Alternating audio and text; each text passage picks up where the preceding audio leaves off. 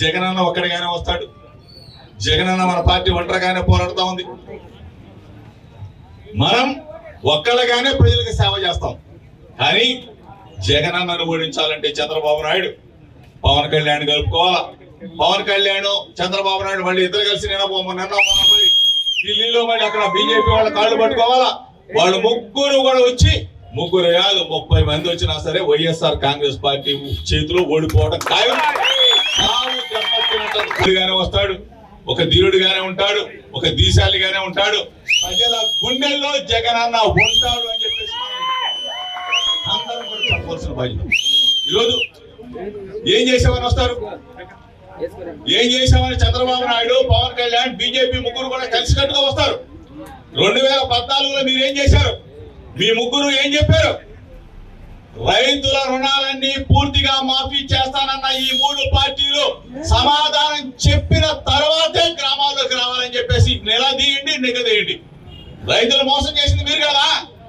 ఈ చంద్రబాబు నాయుడు, ఈ పవన్ కళ్యాణ్, ఈ బీజేపీ 3 పార్టీలు 2014లో ఈ దుర్మార్గులు మేనిఫెస్టోలో ఏం పెట్టారు బాబు? మీరు రైతుల రుణాలన్నీ పూర్తిగా మాఫీ చేస్తామని చెప్పేసి రైతులను మోసం చేసిన ఈ పచ్చి దుర్మార్గులు, డ్వాక్రా అక్క చెల్లెమ్మల రుణాలన్నీ పూర్తిగా మాఫీ చేస్తామని చెప్పేసి డ్వాక్రా అక్క చెల్లెమ్మల మోసం చేసిన ఈ పచ్చి దుర్మార్గులు, ఇంటికి ఒక ఉద్యోగం ఇస్తామని చెప్పిన ఈ చంద్రబాబు నాయుడు, ఉద్యోగం ఇవ్వకపోతే నిరుద్యోగ బుద్ధి ఇస్తానన్న ఈ చంద్రబాబు నాయుడు, ఈ పనికి మాలిన ముగ్గురిని కూడా ముచ్చెమటలు పట్టించాలా, ఇలా ముగ్గురిని కూడా ఉరికించాలని చెప్పేసి కోరుతా ఉన్నా.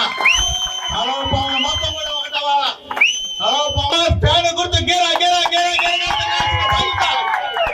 మనం అందరం కూడా తీసుకోవాలా. ఈ రోజు ఇక్కడికి వచ్చిన ప్రతి ఒక్కరికి చెప్తా ఉన్నా, మామనే వెన్నుపోటు కూర్చాడు.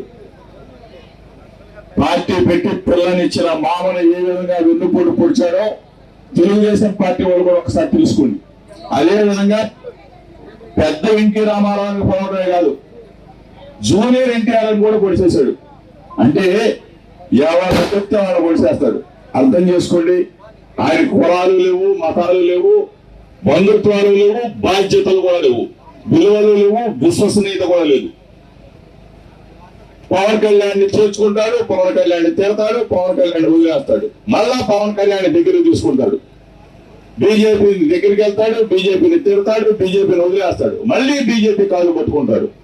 విలువలు లేనివాడు, విశ్వసనీయత లేనివాడు చంద్రబాబు నాయుడు.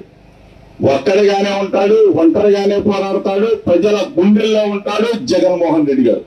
ఇది ఒక్కసారి చంద్రబాబు నాయుడికి జగన్మోహన్ రెడ్డి గారికి ఉన్న తేడాన్ని గమనించమని చెప్పేసి ముదునూరులో ఉన్న ప్రతి ఒక్క అక్కనే చెల్లిని రైతన్నలను కూడా కోరుతా ఉన్నా. మీరందరూ కూడా ఏదో తెలుగుదేశం పార్టీ కదా, చంద్రబాబు నాయుడు కదా అని చెప్పేసి నమ్ముతా ఉంటారు. మోసగాడు, పచ్చి తగాకూరు చంద్రబాబు నాయుడు.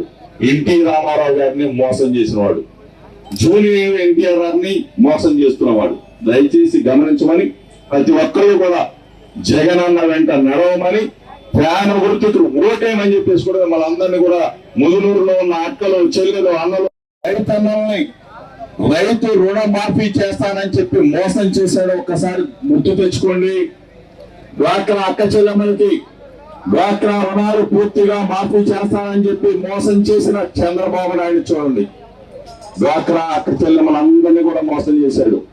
ఇంటికి ఒక ఉద్యోగం ఇస్తానన్నాడు, ఉద్యోగం లేకపోతే నిరుద్యోగ వృత్తి ఇస్తానన్నాడు. మోసగాడు చంద్రబాబు నాయుడు, మనసున్నవాడు జగన్మోహన్ రెడ్డి.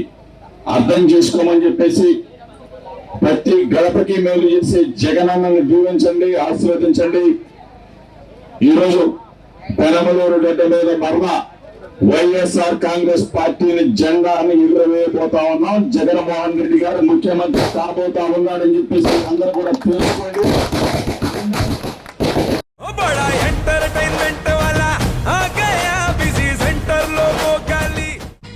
సక్కు సక్కేంద్ర సక్కు సక్కు బాయ్ బాయ్ బాయ్ బాయేంద్ర బార్కవ్ హాయ్ బాయ్. గిరాకి వచ్చే టైం ఏంది? కస్టమర్లు వస్తున్నాడు, రేటు కలిపి గురి. కస్టమర్లు వస్తున్నారు కదా, మాత్రం పొగరు ఉంటది మరి. తగ్గించేద్దాం పొగర్ని. డబ్బులు కట్టేస్తామేంటి కొంప తీసి? లేదు, కస్టమర్లు ఆపేద్దాం. పదా మరి మన బిజినెస్ స్టార్ట్ చేద్దాం.